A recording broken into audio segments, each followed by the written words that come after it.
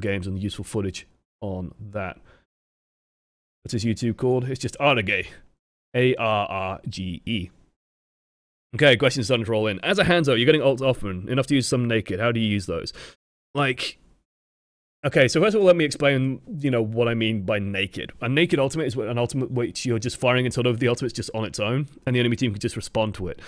And when I see Hanzo just throwing out an ultimate willy-nilly, it sort of makes me go, ugh, because it is such a powerful zoning tool, and to me, you don't use Hanzo's ultimate just on its own, because you guys have probably seen this. You guys have probably been through this, right?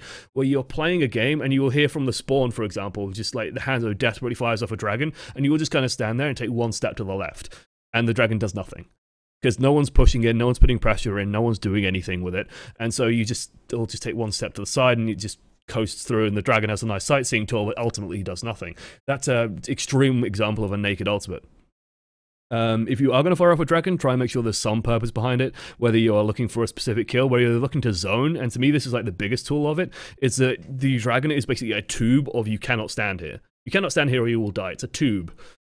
And if you stand on that, yeah, you're done. So what you can do then is you can force people out of positions. You're forcing teams to reposition, and during that repositioning time, people drop barriers, people expose themselves, people do stupid things. Some people could run forward, some people could run back. You can split teams in half. So always make sure that you're using these dragons when either A, the enemy team is trying to make a play. So there's a good example of it on the defense over here. Might even be at this point where like their Reinhardt, actually I don't think it's this one, maybe. It'll be the one that's coming up. Their Reinhardt though makes an Earth Shatter, and we just fire a dragon over it. And that's basically protecting our team because it's creating an exclusion zone where their team can't run, right? Their team doesn't get to do anything in that area. Couldn't find the microphone. It wasn't this one, it was even earlier than this one, I think. But you get the idea. They're trying to make a play, the Reinhardt's gone in, so we've bisected their team. We've effectively tried to, I mean, this example works perfectly fine, although they have a very mobile team, so it kind of makes it hard because the Tracer and Genji just go past it, but we've effectively cut the Tracer, the Genji, the Reinhardt off from their entire team because the dragon's swelling through over here, and they can't actually push through this. It also blocks line of sight as well, which is sort of the really irritating thing. You can use it like a fucking ninja screen. One of the best things I've ever seen, one of the coolest things I've ever seen, is Hanzo firing off the Dragon Strike, and I think it was a Genji just like dashing through it to get behind the enemy line, drawing a Dragon Blade, and then dashing out of it. And it's just like, holy shit, that's the coolest thing ever. Slightly flash, maybe a little bit impractical, but I can dream. How many heroes in your hero pool is a good balance between flexibility and having enough experience of those heroes to be effective? It's going to be different for everyone. Some people can only manage with one, apparently. I'd say you generally just want something to cover every role. And like when I say role, I mean the 6 slots in the team, not the tank, offense, defense, support that the game has. So 6 slots in the team, right? 1, 2, 3, 4, 5, 6. 6 circles, okay? The way I think of it is this. MT, OT, off tank. I will call this S, DPS. My D is very much like a P. S, DPS, and F, DPS, I guess. And I'll explain what these mean in a second. And then main heal, M, and off heal. Right? So what do I mean by these? Main tank, usually your Reinhardt. Occasionally Winston, occasionally maybe if you're feeling super bold or if she gets buffed, a Risa could potentially be in there. Off tanks, your Roadhogs, your Zaryas, sometimes your Winstons, usually the more flexible tank. So main tank's main role is to protect the team, to be the central point of a push, to be the main thing that the push revolves around. Your main tank is usually the guy that everyone's protected by. The off tank is usually the one that's more roaming around, just creating space, creating pressure, doing that kind of stuff. So it could be Winston, could be Roadhog, could be Zarya. SDPS, solid DPS, is basically your reliable damage dealer. Someone who's going to just be putting out tons and tons and tons and tons of damage. This can usually be Solid 76 is like the most common pick. Very, very good at it. But it can also be, in the case of dive comp, I'd say this is the Tracer. In the case of a pharmacy comp, this can also actually be the Pharah. Pharah can actually fill this role. But they're generally the ones that are going to be hitting barriers a lot, or just trying to whittle down big targets that are exposed, and trying to just not so much aggressively hunt things. Of course, this does change a bit with dive comp. You will be more aggressive, but McCree also fills this role, where you are looking to hit the things that are big, chunky targets, trying to get rid of them. FDPS is more the flexible DPS, looking to get picks on stuff, looking to harass the backline a bit more. These are your Genjis, your Hanzos, basically everything that isn't Soldier 76 like, or isn't massively interested in shooting barriers that much. So I put like Genji, Hanzo, Widow.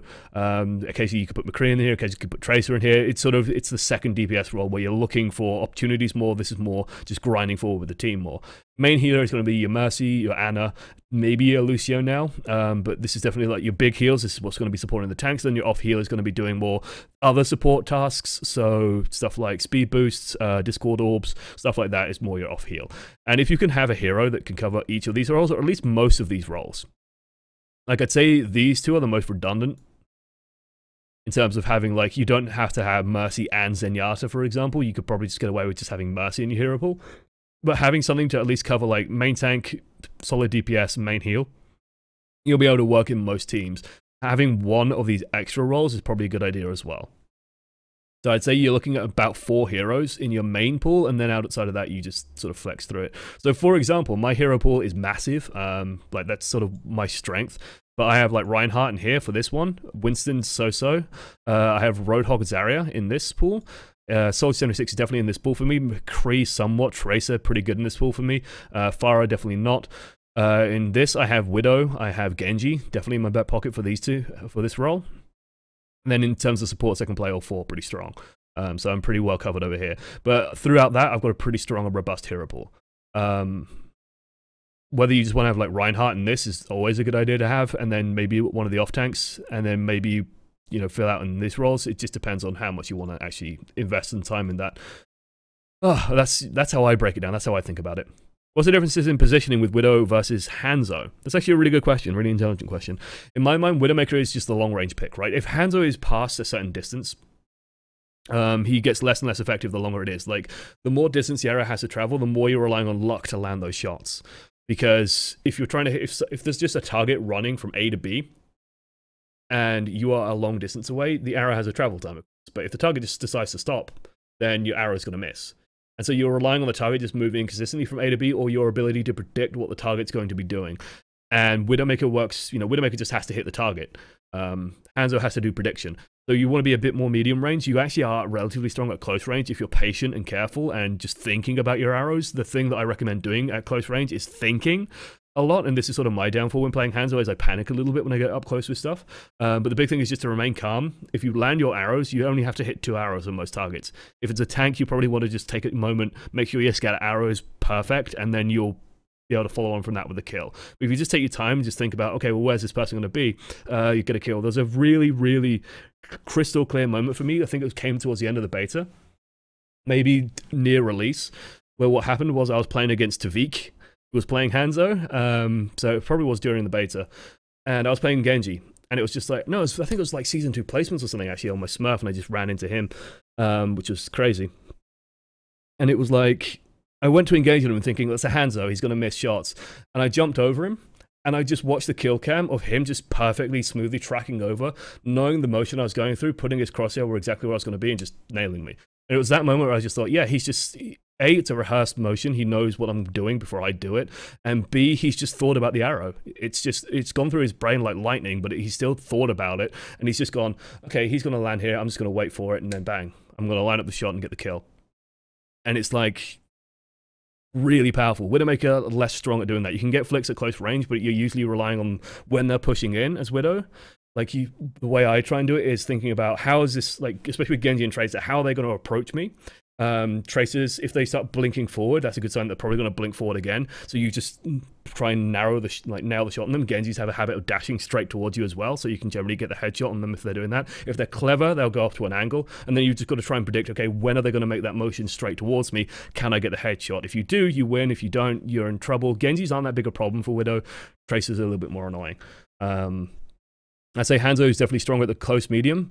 Widowmaker are a lot stronger at the long range. Like, you've got no reason to get up close as Widow. And as Widow, you've got to be careful as well repositioning. Like, when you reposition as Widow, you are making a very clear decision. While if you're repositioning as Hanzo, you're a lot more flexible in how you can do it because you can climb walls. Widowmaker has a 12-second grapple. So after you've moved, if you've dropped down as Widow, that has to be a very intelligent decision by you, because you know that if you go back up, well, that's it, you've done for 12 seconds. And if suddenly a Winston appears, then you're dead.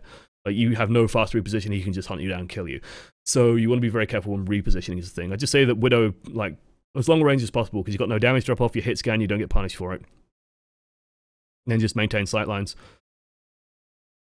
There are not many of them. What is your favorite Hanzo skin? If you want the pro tip, pick the wolf skin, because it adds extra height to his head model, and the amount of times as Widowmaker I shoot between the wolf's eyes and not between Hanzo's eyes is fucking infuriating. If you come up to a Hanzo that is carrying their team, what would be the best counter? Diva is really fucking good, because the arrows are predictable, you know where they're going to go, you can shut down a lot of his poke damage. Playing a really aggro dive is also just very good. Hanzo, like Widow, doesn't have a great tool for dealing with just huge amounts of outward pressure. So if everyone just mobs him, he just dies. He just falls over and dies. Hanzo works best when the enemy team is staggering, doing things slowly, and like pushing in one by one, so start trickling or starting moving, just like occasionally, oh, someone's come out of a door, bang, dead. Oh, someone else has come out the door, bang, dead. If their entire team just like launches out the doorway at you, Hanzo's just like, well, shit, I'm gonna die. So just aggression onto the Hanzo, pressure onto the Hanzo. Make sure he doesn't have time to line up his shots. And if he does have a sonic arrow, then you either brute force through it using a tank, or you avoid the hell out of that and just react around his abilities. What is the best way to deal with Winston as Hanzo? I have no ability to deal with him whatsoever. I'm going to rely on Mist advice here. But Mist advice is usually... The key to dealing with Winston is all in the scatter. Like, you've got to get the scatter arrow right. So, you know exactly what Winston's got to do, right? Spoiler alert, Winston is going to do this, okay? This is us. We are Hanzo. We're smiling. And Winston is over here, and he's angry. This is Winston. Let's actually change color for Winston. There we go. It's a nice yellow. He's gone Super Saiyan. So, spoiler alert, Winston is going to jump in a weird archway. Weird arch. There we go. Let's do that nice and smooth. He's going to jump in, and he's going to land pretty much on top of us, usually actually maybe a little bit more here in front of us. He's going to try and exclude us with a dome, and then he's going to try and make sure we're outside of the dome. Step number one, make sure that we're not outside of the dome for the scatter arrow. If you fire the scatter arrow into the bubble, you are pretty much fucked. Because you are not going to... You have to then land... I think it's 3 headshots to be able to take him down, and with the reduced hitbox model on him, it's actually very difficult to do now if he's moving around properly and crouching and juking. It can be a real pain in the ass. He has to basically hold mouse button on you for 4 seconds, maybe even less if he's landed on you. So you want to make sure that that scatter arrow goes through. If the scatter arrow goes through, then you're probably okay, because that's done enough damage to soften him up. Make sure it's a fully drawn scatter arrow, because that does more damage, so make sure you're taking your time to draw it. Land the scatter arrow, then try and land the follow-up shots. If you miss that, if you hit it into the barrier, then you're looking for support. You're looking to just create some distance, force him out of the barrier, and then trying to get something done. If you manage to weaken the barrier enough, you can try and take it out, but otherwise, like, it's getting rid of that. How much sake intake do you need before you go into comp? I imagine you need the sake more to numb the pain of people just going, like... What the fuck? Why are you picking Hanzo? Please pick someone else. Like, that's what the sake is really for. If you come up to Hanzo that's carrying a team, yeah, we did that. I clearly missed this question earlier. I've managed to cover it now. I'm Arrge's #1 disciple. So of course I make a dragon. His are just better than mine. Why do you think I'm such a good Hanzo? I'm not really quite bad nowadays. The thing with Hanzo is he's a hero that if you stop playing him for a while, you just become trash. So that's probably why you've dropped off. You just played him a lot. And you're just good at Overwatch, so yeah. You're good at just sort of, you're aggressive and you maintain pressure well as well, so you generally force the enemy team to trickle and do stuff like that and just punish the mistakes over and over and over and over again. How does one beat Arrge? Group up and then just mob him. Same way you beat any Hanzo. You can't do much about it. Gotta prioritize enemies or barriers? Enemies. You can delete someone in a single hit. The only time you should be scattering into barriers is when you know that, or when you assume that there's probably not going to be another threat available. Like, that's it. What makes Widow a better pick than Hanzo? Honestly, they both get about even picking these days in terms of like pro level play.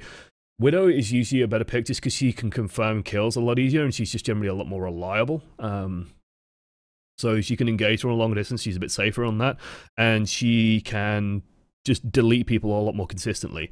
Like, if you are the best Hanzo in the world and amazing at landing headshots, the best Widowmaker in the world is still more consistent than you. And that consistency is what she brings.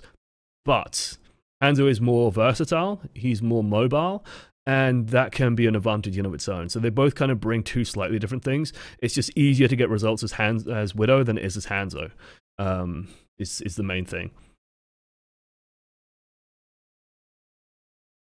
How much drop off? Best way I can come up does dragons do? Dragons do less damage when you're near the edge than in the middle. I'm honestly not sure on the DPS numbers, I just know you cannot stand in it. And if the enemy team has to stand in it, it's bad news for them. I don't actually know the full DPS output of the dragons. So maybe Arrge does. I'm sure there's a spreadsheet out there. Actually, does the Overwatchpedia actually have numbers now? Dragon Strike. Dragon Strike. Let's see, 1.5 second cast, 4 meter radius, infinite meter range, 200 damage per second. Is there a drop off? Enemies making contact with the dragon do 200. Yeah, I'm pretty sure there's no drop off. It's just 200 DPS no matter where you are. Judging from this at least. Correct me if I'm wrong, but I didn't think there was a drop off. So you're just going to take 200 DPS, which is pretty meaty. Maybe this is wrong, maybe it's right, who knows. You can actually check if I boot up Overwatch. Oop. Oop. I'm going to boot up Overwatch. I might as well just look. While we load up that, I'll take another question very quickly. For those of you not in GM, when this gameplay should we have swapped? Probably just on this last point. Just pushing in on the last point and yeah, pick the Roadhog then. Because the progress sort of stops at that point. Especially when the Diva comes out, like Diva is just a nightmare situation for us. So we wait for Overwatch to load. Training, practice range. So if you ever have a question like this, by the way, guys, like you just think to yourself, I don't know this or I'm not sure about this. There's a great way of doing it is just going and checking. With every death, because it doesn't take long to build up an ultimate. With honor, redemption, an inspired performance. You can see how quick it is. Double Too easy. triple kill, quadruple kill, quintuple kill. Can you tell I am a sniper main? Okay, let's go. They're a good position to do this. So we got one in the middle and one towards the edge. The dragon does drop off. So this one took a little bit longer. You guys can, I don't know, maybe break that down better. I'll build up another ultimate quickly. While doing that, oh, let me bring up the screen. I never play ranked. I'm just blocked. I think I'm not good enough because I only play quick play and arcade bots to improve my heroes. What can I do to stop sweating if I click the rank icon by mistake? You've just got to take the plunge. A lot of people suffer from this. A lot of people do ranked anxiety. You've just got to take the plunge. And I will say this, as someone who used to still does suffer from it. Like, who does still get nervous when playing ranked. It gets easier. It gets a lot easier. It gets so much easier over time. Okay, so this guy's going to die in about a second. This guy's going to die in about 1, 2. So it's about 50% drop off towards the edge. Took about twice as long to kill, I'd say. Not a precise way of measuring it, but it's precise enough. Feels good, man. But yeah, if you do get ranked anxiety, like, you've just got to take the plunge, and you're probably more nervous about what other people are going to say and think and do if you fuck up. No one's really going to notice that much. Like, you've seen me play ranked enough, and the amount of times people say that, oh my god, this person's just really fucking bad. It's like 1 in 20 games. And if you are playing, like, if you go into your first ranked game and play Hanzo, yeah, you're probably going to have problems, right? Someone's going to check your career profile maybe, and they're going to go, what the hell are you doing? And if you don't have, like, an infinite win rate on quick play as Hanzo, then you're going to have problems. But in general, just take the plunge. Just do it. You've got to go in. It's never going to get any easier, so just rip off the bandage, you know? Rip off the band-aid or whatever. Rip off the plaster. Let's put Hanzo in the background just so it's thematically appropriate. Where are you, Hanzo? The Mambo, Samurai Commando. Let's get a victory pose. Okay, he's looking dark and mysterious there. That's good. That works for me. Did I miss any questions up here? Let's just scroll down. I don't think so. Would a good full team consist of one of these kind of roles? In my mind, yes. And it just orients how I play as well. That's sort of how I break it down. It's where if I'm playing the Roadhog, I'm usually running around a little bit more, trying to block off what the Reinhardt isn't blocking off, for example. If I'm playing Soldier 76, I consider myself like the main stalwart DPS. It's my job to rip down their barrier. It's my job to kill their tanks when they're exposed and when they're vulnerable. I'm still going to shoot at people when they pop up, and I might like go focus on the far if I need to a bit more. But I'm going to be just putting bullets into the barrier most of the time. It's how I orient myself in the team and like what is my main duty in this team. Good, well-rounded teams generally revolve around that, but you can sort of skew the team more to doing certain things. So Dive Comp is an example of that, where you're pushing the team more towards this aggression. So you can drop one of the tanks, for example, because you basically aren't doing the push in like a slow grind forward. So you don't need that main tank role so much. And so Winston sort of half takes that role, half takes the off-tank role, where he's diving in. He's the main tank people are following, but he's also hunting people down and doing stuff like that, where Genji, Tracer, and even a third DPS can just run in behind him instead of running the second tank like the Zarya or something. You can run the third DPS instead, where everyone's just diving someone. Or you can run a mono support comp, for example, where suddenly the main healer isn't trying to do fancy support things. So you might be going for sleep darts a little bit less, you'll be going for speed boosting a little bit less, you'll be healing more, you'll be doing more heal based duties, you won't be doing so much damage amping as Mercy, for example, if you're doing that. And you're just orienting yourself in the team. It's like, what is my role in this team? Am I the main healer? Am I the off healer? Am I the main DPS? Am I the more pick oriented specialist DPS? How do I function? That's sort of how I do it. Does Hanzo have an advantage on maps with short sightlines like King's Row? Widow is very good on King's Row due to the verticality of it. Hanzo is pretty good on King's Row, but I'd say Hanzo's better on Dorado.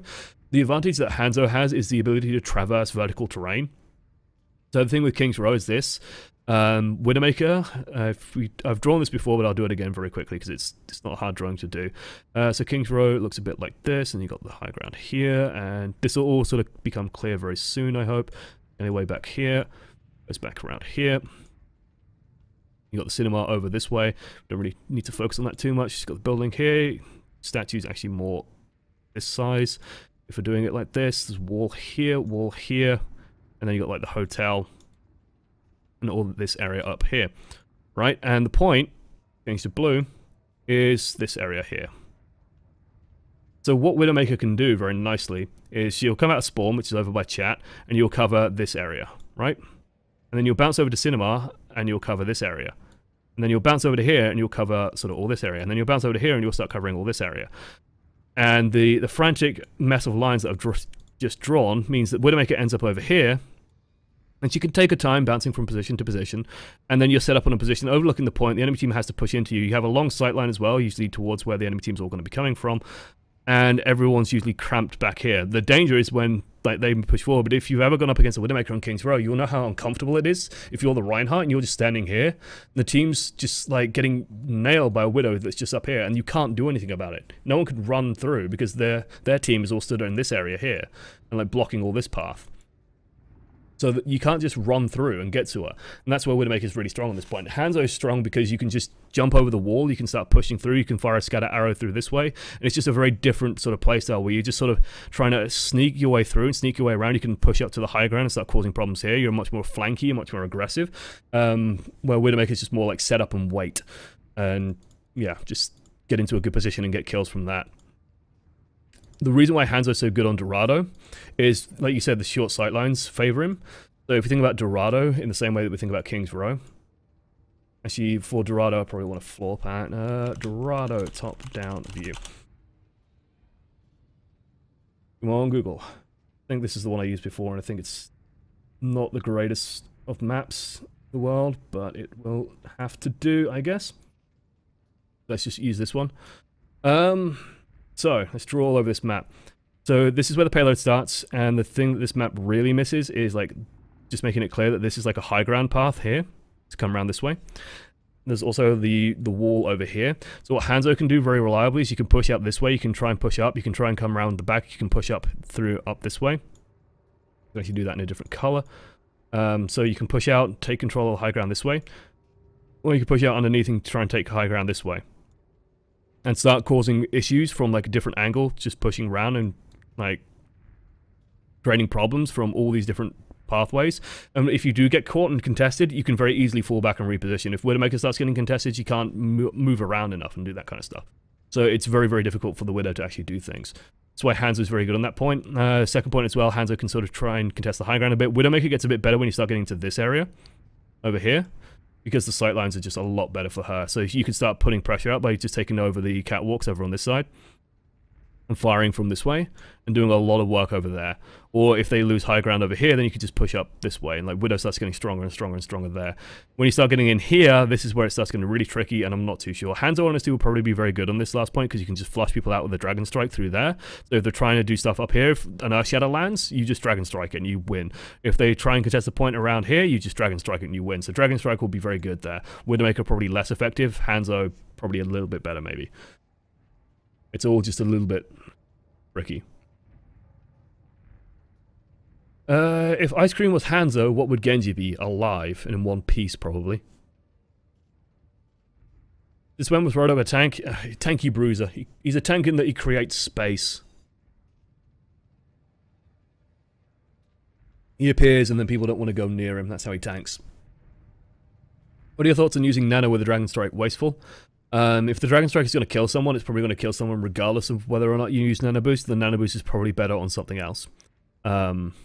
Just because it's like, if you nano the Dragon Strike, chances are you might get a kill that you might not have, but if you nano the Dragon Blade, you're probably going to get 3 more kills that you wouldn't have. Or if you nano the Soldier 76, he's probably going to get 2 more kills that you wouldn't have. The Dragon Strike, it's not as reliable, it's not as useful, not quite as good. You also don't really benefit from the tankiness. That's just my thoughts on it all. In my main, as far as Zarya and a Soldier, and I have Widow, Tracer, McCree, Mercy, my Smurf. I'm guessing this is in reference to all the things. Quite broad.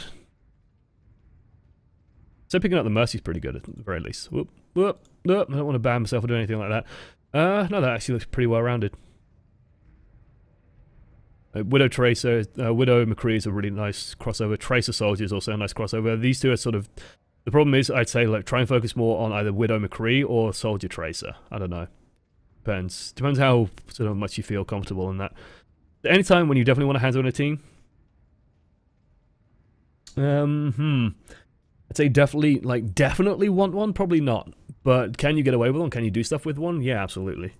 It's just one of those things. Right now, the problem in Overwatch is more that why pick Hanzo when you could pick Soldier 76 and just do everything reliably? Or why pick Hanzo when you could pick McCree and just nail people? Why pick Hanzo when you could pick Farah and go with Mercy and just blow everyone up? It's a lot easier to do things on these heroes. Like Farah with a damage amp does similar, you know, Hanzo Arrow I believe does 120 damage. Just off the top of my head, I can double check it now if I can find the wiki page. Just closed it. Dragon Strike, where are you? Hanzo. Oh, no, don't care about that. Hanzo. You have his damage output. Stormbow. 29 to 125 damage. So 125 damage. Farah does 120 per rocket, I believe, on a direct hit. Farah's rockets are a little bit slower, but she can fire more of them, and she can fire them from the sky, and she can fly. So why pick Hanzo if you could pick Farah? You know, this is kind of the problem. Hanzo can headshot, Farah can't, but Farah can fly and has Mercy up a bumhole and has a slightly more efficient ultimate that builds at similar speed as well, so it's just one of those things. A good Hanzo can definitely clear house, it's just you will run into a point where, you know, it gets difficult. And I think that's an Ana emote, just blowing the poor Winston. Jesus, Jesus, so violent, so violent. When you go for picks versus denying pushes with suppression, you usually want to be in a position where, like, you never want to be in a position where all you can do is shoot Reinhardt's barrier. That's bad. You don't want to be in that place, because you want to be somewhere where you can shoot past it or you can work your way past it. Let someone else, like, as I said, the main DPS's job is to shoot into the barrier. Your job is to look for places where you can control terrain and control angles. And if you aren't doing that, then you want to be repositioning or you want to be thinking about swapping off Hanzo. Because if you are just shooting into a barrier, why aren't you playing a hero that's better at just shooting into a barrier? Like, that's also one of those things of, like, that always goes through my head of, if we're just, you know, if you get stuck just hitting barriers, you have to reposition. If you cannot reposition, you probably want to change hero. And that's a good time to just change hero. So, yeah, I knew the Zen ult, I didn't know the dragons, though. Dragon damage, there you go. Well, we just went and did it ourselves anyway. Jesus, chat's behind me, actually. My good at 8 minutes. A lot of people bantering. To be asked, enemy team has 6 Hanzo, what is your team? My answer is 6 better Hanzos good? No, because the difference between 6 better Hanzos and 6 regular Hanzos probably isn't hugely different as they spam into each other and get random as fuck headshots. It's Hanzo. I just run 6 Divas into it. Actually, enemy team is 6 Hanzos, you run 3 Divas, 3 Winstons. Good game. No re. No problem. This Dorado map breaks my brain. I know it's not great. Not great. There is a voice like on here as someone again saying that you should have listened to Hanzo, that he had the crowd. Yes, I saw that Ryan even made a video based on that voice line. I agree with him, it's worth it for the prequel memes. The spicy prequel memes. Nano Dragon out DPS is Zen ult. It will do equal DPS. It will suppress it. 200 damage per second increased by 50% will equal it out. So you'll be able to DPS through it, but then they can just move. Who would you put in the World Cup if you get chosen? Honestly, we need to talk to the players first. The UK has actually a lot of good options, which is quite nice. The one position that I sort of am uncertain of that we could fill super easily is Lucio. That's only because I know there's only rumors of Reels playing a lot of Lucio lately. And if he has been playing a lot of Lucio lately, then great. That's sort of it becomes an easy option. It's just like, who do you whack on the Lucio? Because we have a lot of good. We have 2 pretty solid options for main tank. We've got a lot of good options for off tank. Main tank options being Christopher and Numlocked.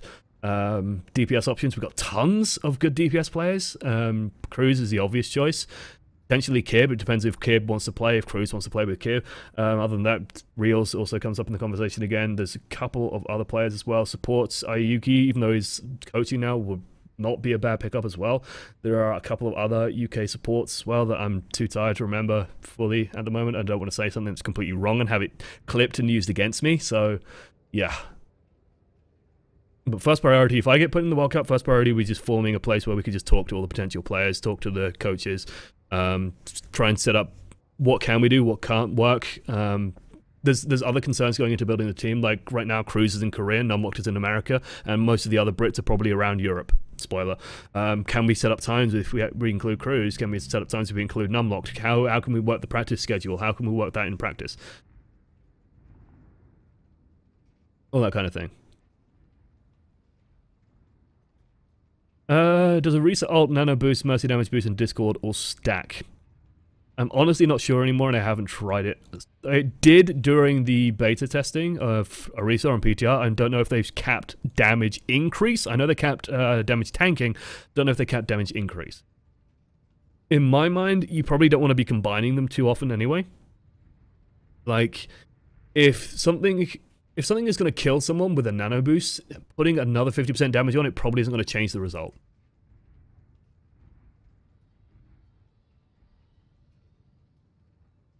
I've learned far ID for tracing Lucio so far. Is that a good hero pool? You miss...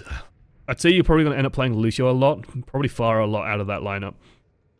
Just right now you're a little bit... You're kind of lucky in that you are actually kind of in the meta right now with Pharah and Lucio. If Pharah gets nerfed and Lucio gets nerfed, you could be in a lot of trouble. Tracer would be a good pickup. I'd say you could probably get away with it for a while. My only concern is that you're missing, like, really heavily grounded meta picks, like Reinhardt, Soldier, Roadhog, Zarya, generally considered like the super meta picks. Outside of that, I think it's a pretty good pool. I can't judge everyone's hero pool, though, guys. So I think that'll be about it. Okay, guys. General question. Actually, let's just take one more question then. Or these 2 questions. Lots behind the scenes stuff. Hope it doesn't break you. At least you don't have to scrim like Sty had to. No, I was part of the UK team last year. I had to scrim like Sty did. I was in those scrims. I had a great time in those scrims. I was on time for every single one as well. I was on time. I was there early for every single one. Warmed up, prepared, ready to go. Same can't be said for every player. No, we took it really seriously last year, actually. But I'm fine being part of like the people blaming us, like, oh, the 2 YouTubers threw the games. That kind of isn't what happened. We got destroyed on King of the Hill. We got embarrassed on King of the Hill, more so than, you know, the 2 numpties playing support could probably have any influence doing. A general question. Some GM and Masters friend of mine have told me that by far the biggest thing is holding me back is my bad mindset. Getting frustrated, tilted very easily, and blaming teammates compulsively. Do you have any tips for thinking that? First, stop blaming teammates. Just don't. if you find yourself blaming teammates every game, first things first, you've got to understand, and I sort of covered this, like, this is actually a good thing to round the stream out on, so I'll finish up on that. First things first, you want to think of it like this. If you start being negative to teammates, like, imagine if you're playing the game and someone started shouting at you. You feel like an arsehole. You feel terrible, you feel shit, and no one enjoys doing that. No one likes playing when someone's shouting at them. No one has fun doing that either, which is sort of the point of playing Overwatch at the end of the fucking day. And so if you're shouting at people, you instantly, like, the chance you have of winning just plummets. It just nosedives. You start shouting at the team, communication instantly breaks down. People stop talking to each other. People stop wanting to talk to each other. No one wants to deal with you. And it's just a nightmare.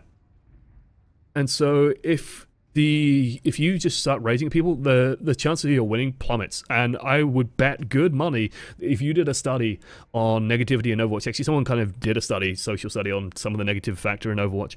But if you just like managed to spectate ranked games and watch ones where like reports happened at the end, and watch games that ended up with a high number of reports on the team, and you just filtered that out of the system, and you checked how many of those games won or lost. Games where everyone's just reporting each other, you'll see losses pretty much universally, because A, people only get angry when they're losing, but B, it just kills your chances. You just lose because you're raging. Second thing is just learn to relax, I guess, and just learn to let it go. Like, even the pros lose games.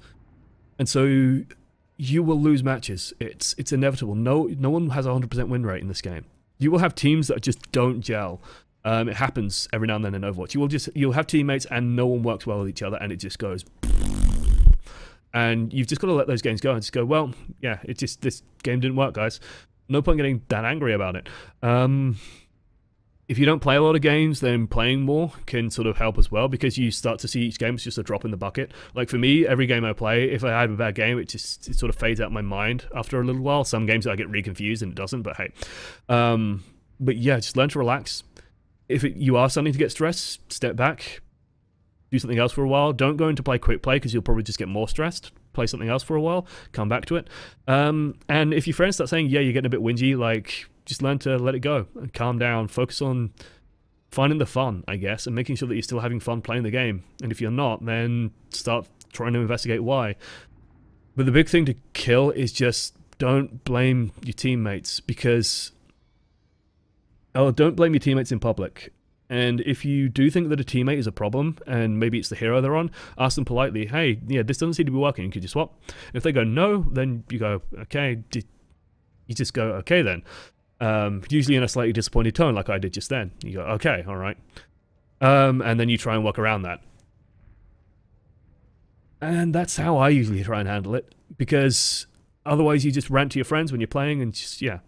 You just sort of say, oh yeah, no, this guy's not doing anything right, and this isn't going well. But you don't say that in game, because you're just tilting your own team. You just, like I said, imagine your team's on a boat. You're on a wooden boat, and when you just start shouting at a team member, all you're doing is you're taking a knife to the bottom of the boat and you're just going smash, smash, smash, and cutting it down.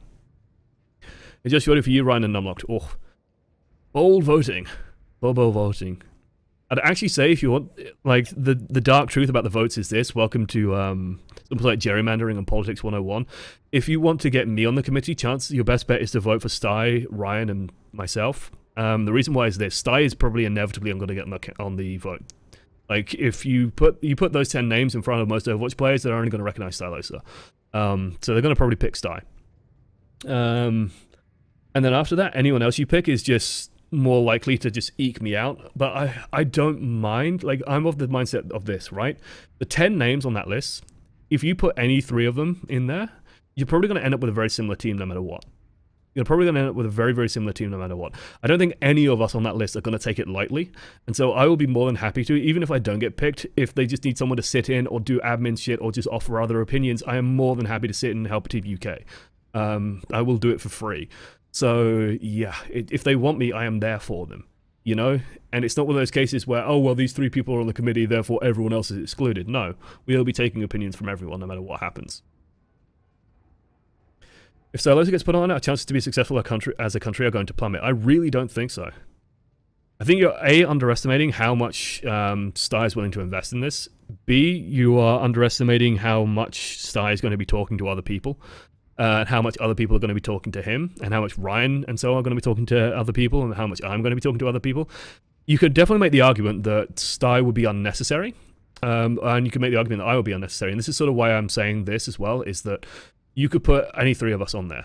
Any three people from that 10 people, and you'll end up with a very similar result. But the thing with like putting Numlocked on it, for example, is that Numlocked's probably going to be on the team regardless. Especially if there are substitute slots, which it seems likely there will be. Numlocked is going to be on the team regardless. Cruz is going to be on the team regardless. Odds are Ayuki and Hayes are probably going to be on the team regardless. So they're still going to be giving input. They're still going to be getting all the benefits of being on the team or on the committee, and so they're still going to be involved. So to get as many people as possible put in there, then putting me, Sty, and Ryan in there just adds 3 more voices. But Sty put out a tweet that was sort of... The thing with tweets is you can't really explain yourself well, so when he put out a tweet of don't vote for the pros, it just got taken in a really bad way, but that's sort of the logic behind that. But you could make the argument that we're unnecessary for it. But we're here to help promote, we're here to help do the heavy lifting if needed. If they need administration bullshit, we can do that. We can help find people, we can help talk to people, we can help organize things, set up stuff, make sure everyone's facilitated and looked after, doing all the boring managerial admin bullshit. And so the players can focus on playing, coaching, doing all that stuff. That's what we would do. Otherwise, I've gone completely off topic, by the way, and let's just round out the end of this video so that YouTube can go. So thank you for watching to the end, YouTube. Thank you for bearing with all that bullshit about the World Cup at the end as well. Got a little bit diverted, but hopefully this has been useful about Hanzo. Hopefully Arrge has enjoyed his time as well. I'm actually not sure where Arge's from. I'm not too sure where he's from. So I can't say good luck to wherever you're from. I know you're from somewhere in Eastern Europe because you're like 2 hours ahead in the time zone. Maybe even 3 hours ahead in the time zone. He does narrow it down a bit, so I'm not sure if your country even has a team in the World Cup, but if they do, good luck to them. Otherwise, thank you guys for watching to the end, and I'll see you, well, hopefully on the stream next time. If you want to send in footage, of course, all the info is below, and the info will be on the screen in a second. There we go. No one else knows Finland. Oh, you're from Finland? Finland's got a fucking great team. Holy shit, Finland knocked us out last year. If you're from Finland, Jesus. Yeah, no, you've got a really good team. I'm pretty sure. Did Finland end up on the list? They must have. No way Finland did not end up on the list of teams going through. The announcement, the teams... Oh, yeah, Finland's literally above us. Finland's literally above the UK. Fucking hell. Yeah, no. I've got completely sidetracked again, but it's on the screen. OAMreviews@gmail.com. Put in the title, the hero name, and the rank that you're playing at. This was at like 4.1k, I think the game was, and the player was 4.2k. You don't have to be Grandmaster. Trust me, we'll take ranked. We'll take it from anyone, so to speak. Otherwise, thank you for watching to the end, and feel free to come by and join us on Twitch, 10 PM British time, usually on Saturdays and Fridays. Toodles. YouTube's gone. We struggled to the end.